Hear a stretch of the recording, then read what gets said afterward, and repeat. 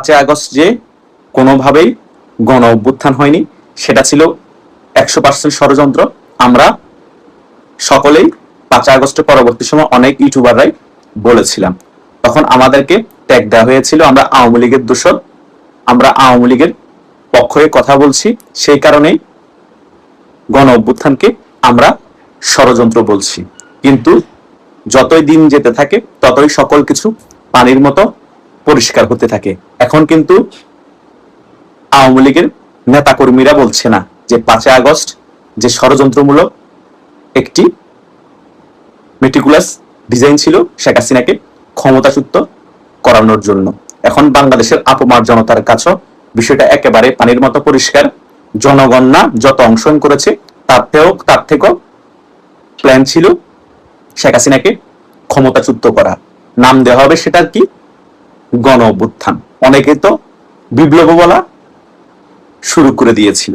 কিন্তু গত একদিন আগে ঢাকা মেট্রোপলিটন পুলিশের কমিশনার মনিরুল ভাই বিষয়গুলো একেবারে খোলাসা করে দেন যে কিভাবে সেনাবাহিনী আওয়ামী লীগের নেতা কর্মীদেরকে নামতে দেয়নি এবং পুলিশকে গুরুত্বপূর্ণ জায়গায় দাঁড়াতে দেয়নি, র্যাব বিজিবিকে গুরুত্বপূর্ণ জায়গায় দাঁড়াতে দেয়নি, ঢাকার সকল গুরুত্বপূর্ণ জায়গার দায়িত্ব নিয়ে নেয় সেনাবাহিনী।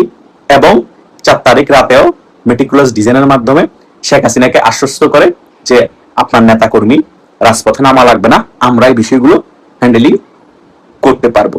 কিন্তু তারা কি করেছে?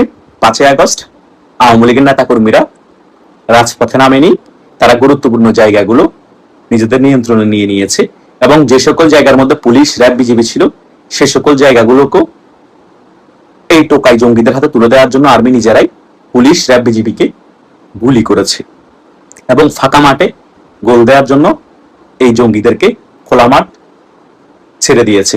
4 আগস্ট এই চিত্র ছিল।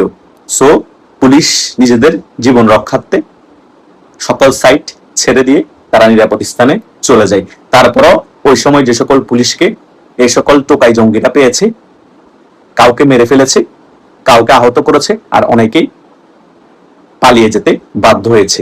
শুধু তাই নয়, শেখ হাসিনার যারা বডিগার্ড ছিল তারাও অস্ত্র ফেলে দিয়ে পালাতে বাধ্য হয়েছে। সেনাবাহিনী এমন বেশি প্রেসার ক্রিয়েট করেছে, এমন ভাবে এ সকল টোকাই জঙ্গিদেরকে পাওয়ার দিয়েছে, তখন শেখ হাসিনার বডিগার্ডদেরও জীবন বাঁচানো ফরজ হয়ে গিয়েছে, পুলিশেরও জীবন বাঁচানো ফরজ হয়ে গিয়েছে। মাত্র 1 থেকে 1.5 লক্ষ এই সকল টোকাই জঙ্গিদের হাতে সারা বাংলাদেশ 5ই আগস্ট তুলে দেওয়া হয়েছে, আর সেটার নাম দেওয়া হয়েছে গণ অভ্যুত্থান। স্বতঃস্ফূর্তভাবে জনগণ অংশগ্রহণ করেছে। বাংলাদেশে কি ভাই 1.5 থেকে 2 লক্ষ মানুষ জনগণ বসবাস করে? ঢাকা থেকে শুধু 2 লক্ষ 3 লক্ষ মানুষ বসবাস করে? সারা বাংলাদেশ থেকে মানুষ আসার পর 2 থেকে 3 লক্ষ এর বেশি মানুষ সেদিন ঢাকায় ছিল না। যখন দেখতে পেয়েছে শেখ হাসিনাকে নিরাপদে ভারত পৌঁছিয়ে দিচ্ছে বাংলাদেশ সেনাবাহিনী, তখন অনেক জনগণ চুরি করার জন্য শেখ হাসিনার বাসভবনের দিকে যায়, যে যার যার মতো চুরি করে। কারণ আমরা হুজুগে, আমরা সুযোগ পাইলে চুরি করতে ছাড়ি না। আমি সে কারণে তুই বলি, বাঙালি হচ্ছে সুযোগের অভাবে সৎ। আপনারা সুযোগ দেন না বিদায় তারা চুরি করতে পারে না, আপনারা সুযোগ দেন না বিদায় তারা টাকা পাচার করতে পারে না। কিন্তু সুযোগ পেলে এভাবে শেখ হাসিনার বাসভবনে ঢুকে, সংসদ ভবনে ঢুকো, তারা বিভিন্ন জিনিস চুরি করে। সেটা আমরা 5ই আগস্ট দেখেছি। সকল ফুটেজ কিন্তু এখনো সবার কাছে রয়ে গেছে। সময় মতো এদেরকে জায়গা বরাবর বিচারের আওতায়ও আনা হবে। তার মানে 5ই আগস্ট কোনোভাবেই কোনো গণ অভ্যুত্থান হয়নি, কোনো বিপ্লব হয়নি। 5ই আগস্ট হয়েছে শেখ হাসিনাকে ক্ষমতাচ্যুত করার জন্য ষড়যন্ত্র, এবং সেই ষড়যন্ত্রের সম্পূর্ণরূপে অংশ ছিল বাংলাদেশ সেনাবাহিনীর প্রধান ওয়াকারুজ্জামান এবং শীর্ষ পর্যায়ের অনেক সেনাবাহিনী এবং বিভিন্ন জেলার অনেক জিওসিও। আশা করছি বাংলাদেশের যারা সাধারণ জনগণ আছে তাদের মনে আর কোনো প্রশ্ন থাকার কথা না।